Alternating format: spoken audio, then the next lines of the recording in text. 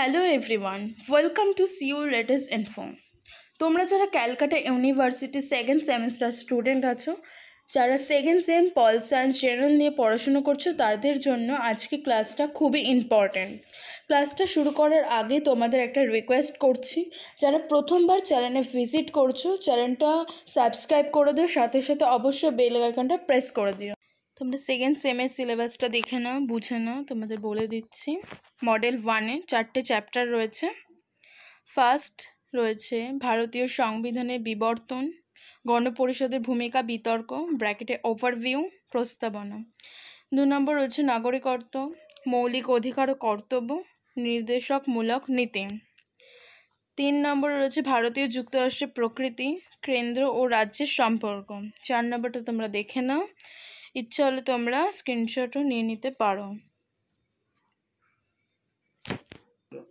তারপরে তোমরা মডেল 2টা দেখে নাও। মডেল 2তে 4টে চ্যাপ্টার রয়েছে তোমাদের।